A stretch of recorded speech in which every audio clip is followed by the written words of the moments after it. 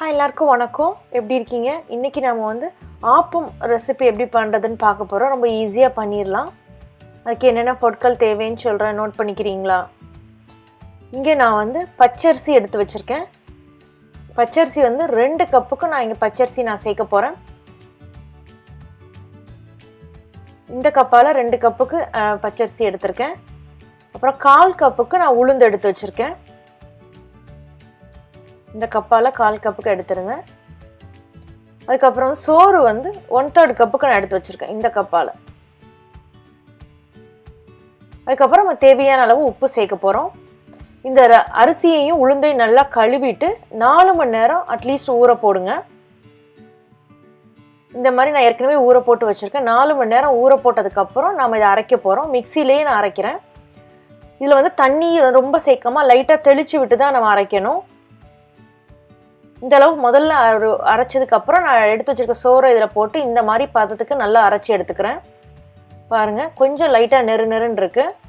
அரிசி ரொம்ப பெருசாக இருக்கக்கூடாது. ரவையோட சின்ன பதத்துக்கு நல்லா நொறுக்கிற மாதிரி அரைச்சி எடுத்துக்கணும். இப்போ நான் பவுலுக்கு ட்ரான்ஸ்ஃபர் பண்ணிவிட்டு இல்லை உப்பு சேர்த்து நல்லா மிக்ஸ் பண்ணிவிட்டு இதை ஒரு வார்மான பிளேஸில் ஒரு 8 மணி நேரத்துக்கு வைங்க. அப்படி இல்லைன்னா ஓவர் நைட் கூட நீங்கள் வச்சிடலாம். அதுக்கப்புறம் நான் இதில் வந்து பேக்கிங் சோடாவும் நான் வந்து தேங்காய் பாலும் நான் சேர்க்க போகிறேன்.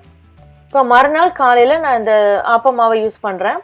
இதில் நான் வந்து முதல்ல சொன்ன மாதிரி 1/4 டீஸ்பூனுக்கு 1/2 டீஸ்பூனுக்கு பேக்கிங் சோடா எடுத்துக்கிறேங்க.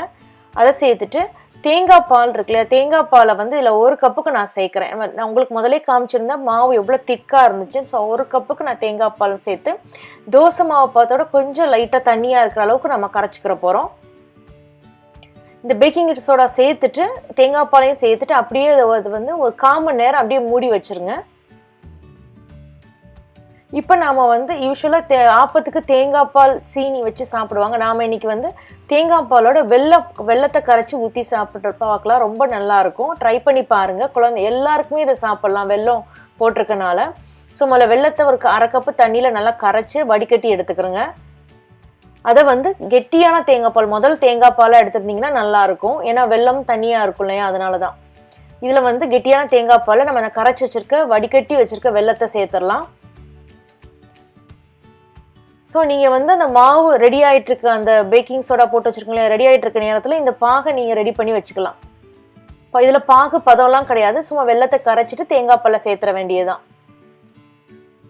இப்போ தேங்காய் பாலும் ரெடி ஆயிடுச்சு, மாவும் ரெடி ஆயிடுச்சு. இந்த ஆப்ப சட்டி தான் நான் யூஸ் பண்ணுறேன். இது வந்து உள்ளக கீரல் எதுவுமே இருக்காமல் நல்லா வளவலன்னு இருக்கணும்.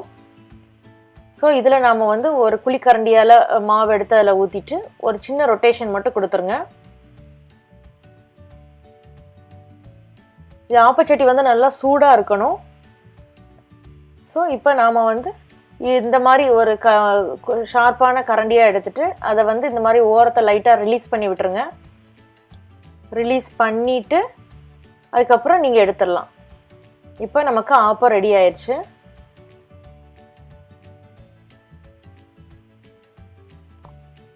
இப்போ பாருங்கள், நான் இன்னொரு குழிக்கரண்டியாலையும் மாவு ஊற்றிட்டு டக்குன்னு நம்ம ரொட்டேட் பண்ணணும். இல்லைன்னா மாவு வந்து கீழே அப்படியே டக்குன்னு குக்காக ஆரம்பிச்சிடும். ஈவனாக இந்த மாதிரி நீங்கள் ஸ்ப்ரெட் பண்ணி விடணும்.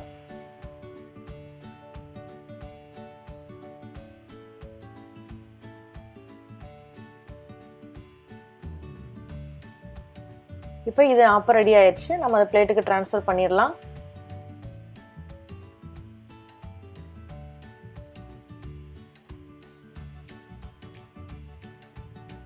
நம்ம இந்த ஆப்பத்தை தேங்காய் பால் வெல்லம் எடுத்து வச்சுருக்கோம் இல்லையா, அதை வச்சு நம்ம சர்வ் பண்ணிடலாம். இந்த தேங்காய் பால் வெள்ளத்தில் வந்து ஆப்பத்தை இது தேங்காய் பால் அதில் ஊற்றிட்டு ஒரு 30 செகண்ட் ஊற விட்டுட்டு சாப்பிட்டிங்கன்னா ரொம்ப நல்லாயிருக்கும். எப்படி வந்து சாம்பாரை வந்து இட்லியில் ஊற்றி நல்லா ஊற வச்சு சாப்பிட்டா ரொம்ப நல்லா இருக்குமோ, இந்த பரோட்டா சால்னால் எப்படி ஊற வச்சு சாப்பிட்டா நல்லாயிருக்கும், அதே மாதிரி ஆப்பத்துக்கும் இந்த மாதிரி தேங்காய் பால் வெல்லம் வச்சு ஊற வச்சு சாப்பிட்டிங்கன்னா ரொம்ப டேஸ்ட்டாக இருக்கும். இது ட்ரை பண்ணி பாருங்கள். பார்த்துட்டு உங்கள் கமெண்ட்ஸ் சமையல் விருந்தில் போஸ்ட் பண்ணுங்கள். இந்த வீடியோ உங்களுக்கு பிடிச்சிருந்தா லைக் பண்ணுங்கள், சேனலை சப்ஸ்கிரைப் பண்ணுங்கள்.